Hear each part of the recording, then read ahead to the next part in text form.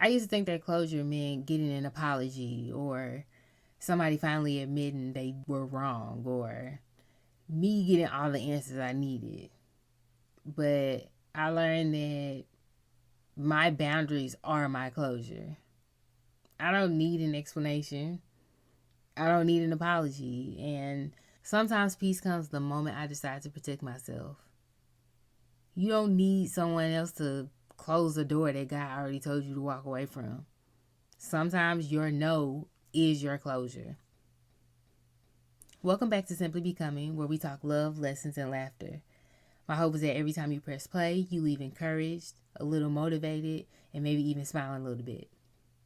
Today, we are talking about boundaries, why they're so hard, why they're so necessary, and how they brought me more peace than any apology ever could. And I'll be honest with y'all, this one is a big one for me. Like, I have struggled with boundaries in so many areas for so long. But learning them and practicing them has been one of the most healing things I've ever done. Now, real quick, let me tell y'all what I've been on lately. Hey there, lovely. So here's the deal. I'm tall, and I know the struggle of finding clothes that truly fit our fabulous height and proportions. That's why I try on tall girl-friendly fashion pieces so you don't have to guess. I'm all about keeping it real and honest in my reviews. If it works for my height, you'll know. If it doesn't, you'll know that too. So come on over to my page and check out my latest tall girl approved finds. I'll drop the link for you in the episode description so you can check it out later. Let's find your perfect fit together. All right, let's get into today's episode. Okay, so let's start here. What are boundaries really? Boundaries aren't about pushing people away. They're about protecting your peace while still letting the right people in. They're not a punishment, they're protection. So, the simplest way I can put this is boundaries are limits that you set for other people in regards to yourself. They teach people how to treat you, how to access you, how to respect you, and how to love you in a way that doesn't drain you. Does that make sense? And I feel like the people who are meant to be in your life, they won't be offended by your boundaries at all. I feel like they'll honor them. I had a friendship, and when that friendship ended, the way it happened, it left me so confused. And I was like, what? Like, that's it? Like, that's how it ends? And for a while, I felt like I needed closure. I needed answers, some kind of explanation. But the truth is, I really already had my closure. Like, that person's actions told me everything I needed to know. And y'all, it was so heavy at first. It felt like, it kind of felt like a loss. But over time, it was just like a relief. If you've ever held on waiting for someone to explain themselves or give you that closure, I get it. I've been there. But sometimes healing comes when you realize you don't need those words. You don't need their words. Their actions told you exactly who they were.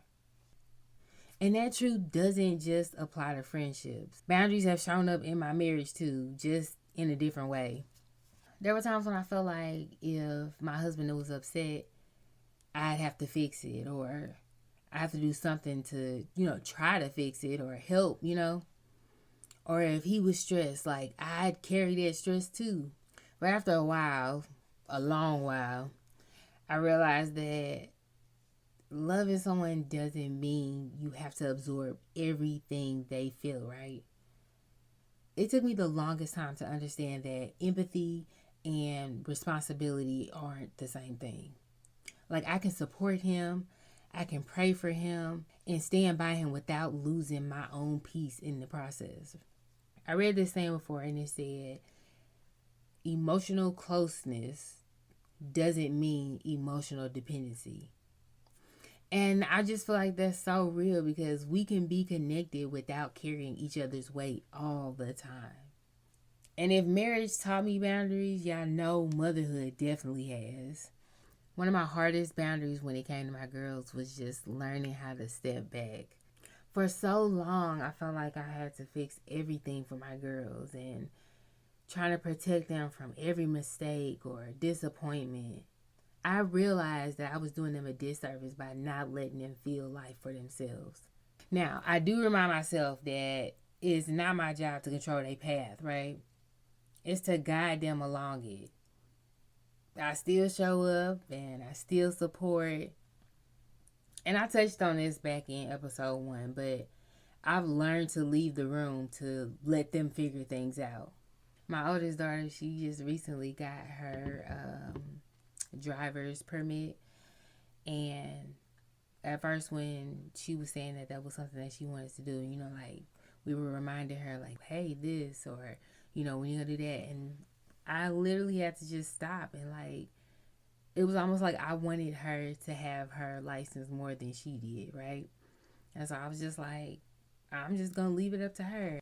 And this was back like earlier this year when she first started talking about this. I told her when I decided I was gonna, stop bringing it up and everything, I told her, set a date and, just try to get it done.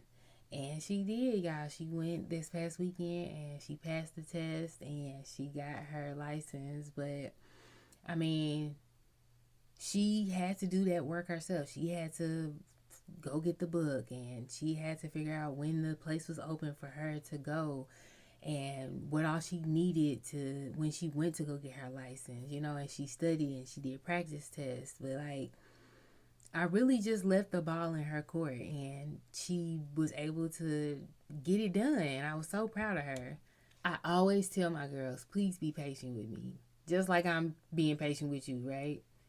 Because we both still learning. Me on how to parent growing girls and becoming the person that I'm trying to be, and them just how to become their own people. I just think it's so funny because once you start setting boundaries in one area, whether it's friendship, marriage, motherhood, you realize that they're needed everywhere. Some of the hardest boundaries I've ever set are with myself. Telling myself no when I want to people please, or cutting myself off when I keep replaying a thought over and over in my head. Reminding myself that I don't have to explain my no to everybody.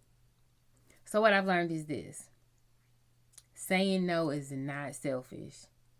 It doesn't mean that you don't love people. It means that you love yourself too. Boundaries are not walls. They're doors. They tell people how to enter your life with respect, okay? Boundaries don't always feel good at first. Sometimes they feel lonely. Sometimes they feel like a loss. But the peace that follows is so worth it. Boundaries are like locks on your house, right? You don't explain to everybody why you lock your door. You just do it to protect your peace. So here's a few ways you can start practicing your boundaries this week. Say no without a paragraph of explanation, okay? No is a full sentence. Limit your access if someone drains you. Shorten that time or that space that you give them. Protect one part of your day, whether it's your mornings, your evenings, your lunch break. Guard it, okay? Check in with yourself. Resentment is often a sign a boundary is missing. And my last one is do not disturb is okay. You don't owe anybody instant access. I lied. My last one is you can care without carrying everything on your back. Remember, boundaries don't push people away. They protect your peace so that you can show up with love. If you're listening and you've struggled with boundaries, I want you to know that you are not alone, okay? It is not easy to say no. And sometimes it hurts when people react to your boundaries. But this is the healing part. You're allowed to protect your peace. You are worthy of boundaries, and you are still loved even when you say no. So think about this. How would your life feel different if you just set one boundary this week? Thank you so much for listening to today's episode of Simply Becoming. If this spoke to you in any kind of way, share it with a friend. Leave a review and subscribe so that you don't miss the next conversation. Until next time, protect your peace, honor your boundaries, and keep becoming.